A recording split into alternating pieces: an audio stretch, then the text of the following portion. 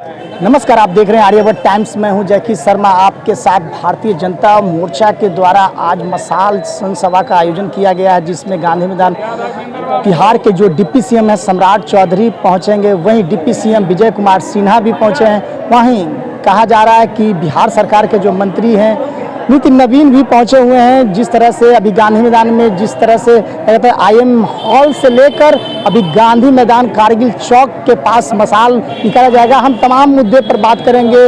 जो देखा जाए तो भारत तेंदुलकर जी हमारे साथ हैं। क्या कहिएगा, आज मसाल निकल रहा है सर? जी बिल्कुल, आज 25वां वर्षी के पूर्व संध्या पे कारगिल विजय दिवस के याद करने के लिए हम लोग यहाँ एकत्रित हुए हैं। भारतीय जनता युवा मोर्चा इस बार पूरे देश में हर एक जिला मुख्यालय में हर एक जगह कारगिल विजय दिवस की 25वीं वर्षगांठ को एक शौर्य दिवस के रूप में मना रही है।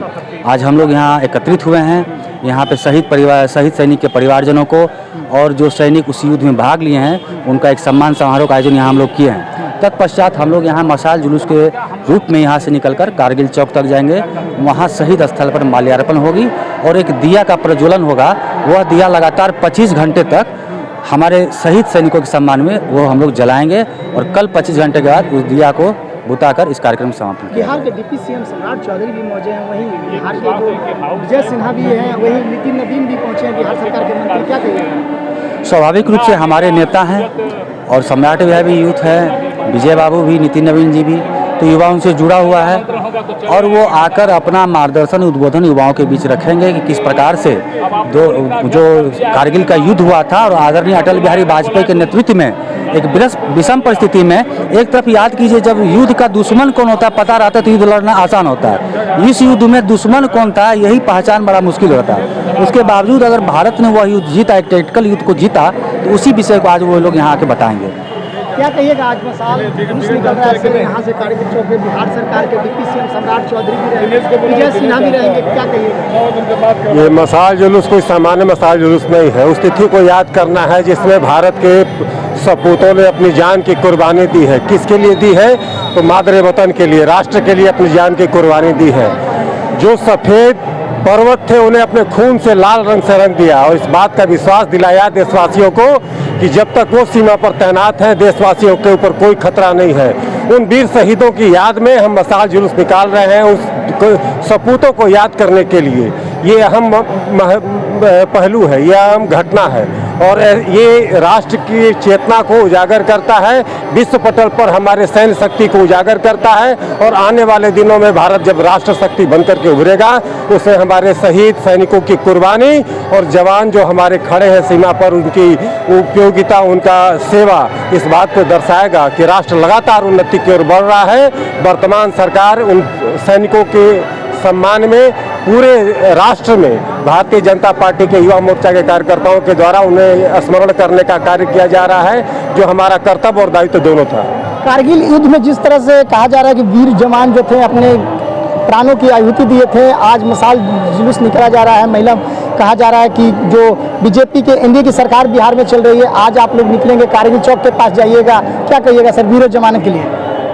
देखिए 25वीं वर्षगांठ पे कारगिल विजय दिवस हम लोग मना रहे हैं और ये पटने के साथ साथ पूरे भारत के विभिन्न प्रदेशों में विभिन्न जिलों में मनाया जा रहा है। निश्चित तौर पे यशस्वी प्रधानमंत्री के नेतृत्व में भारतीय जनता पार्टी के हर एक सिपाही, हर एक कार्यकर्ता वीर सपूतों को नमन करते हुए आज विनम्र श्रद्धांजलि भी दे रहे हैं। और 1999 में जब माननीय अटल बिहारी वाजपेयी जी प्रधानमंत्री थे तो उन्होंने अपने वीर सपूतों को अदम्य साहस भरते हुए कारगिल के पर्वतों पर चढ़ाई करते हुए और वहाँ पे जो बत्रा साहब के नेतृत्व में जो लड़ाई लड़ी गई, निश्चित तौर पे अतुलनीय, अद्भुत और ऐतिहासिक है। जिस हिसाब से हमारे भारत के सैनिकों ने अदम साहस का परिचय दिया है उसे मैं सलाम करता हूँ, उसे मैं अश्रुपूर्ण विनम्र श्रद्धांजलि देता हूँ। और जब जब भारत पर कोई भी आंखें तरेड़ी है तो भारत के सेनाओं ने मुंहतोड़ जवाब दिया है, लोहे के चने जवाब दिए हैं। और ऐसे हम अपने विधवाओं माँ को, ऐसे अपने विधवाओं बहन को और ऐसे वीर सपूत के परिवार को भी मैं सैल्यूट करता हूँ कि ऐसे सपूत को आपने जन्म दिया है। अब भारत पर जब भी कोई इस तरह की आफत आएगी तो सिर्फ सेना ही के लोग नहीं, भारतीय जनता पार्टी के एक एक कार्यकर्ता देश की रक्षा करने के लिए, एक एक खून का कतरा न्यौछावर करने के लिए सदैव समर्पण रहेंगे। भारतीय जनता कहा जा रहा है कि जिस तरह से बीजेपी जो है लगातार जो है जितने भी योद्धा थे कारगिल के युद्ध में लगातार जो है अपनी जानों की आहुति दे दिए थे, आज आप लोग मिसाल दूसरा के लिए निकल रहे हैं और जहां कहा जाता है गांधी मैदान कारगिल चौक के पास आज उनको याद करेंगे, उनके लोगों को याद करेंगे, क्या कहिएगा सर? देखिए, ये मसाल जुलूस कोई मामूली मसाल जुलूस नहीं है और इस मसाल जुलूस के माध्यम से हम उन हजारों वीरों को याद करने का काम कर रहे हैं आज, जिन्होंने कारगिल में अपने प्राणों की आहुति दे दी देश की रक्षा के लिए, कारगिल की रक्षा के लिए। हम सभी गौरवशाली हैं कि हमारे देश को उन्होंने अपने प्राणों की आहुति देकर भी देश में तिरंगा फहराने का काम किया। आज हम उन दिनों को याद कर रहे हैं और उन सभी वीर सपूतों को नमन करने का कार्य कर रहे हैं।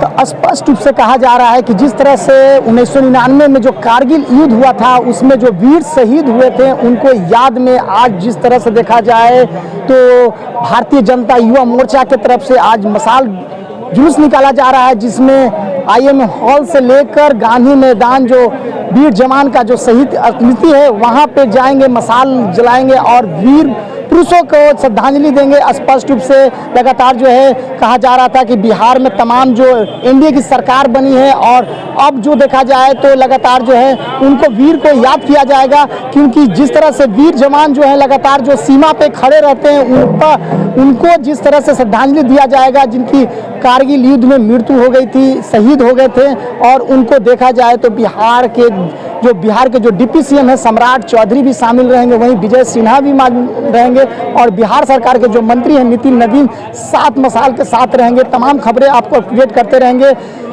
लगातार जो है आर्यावर्त टाइम्स आपको दिखाते रहेगी खबर।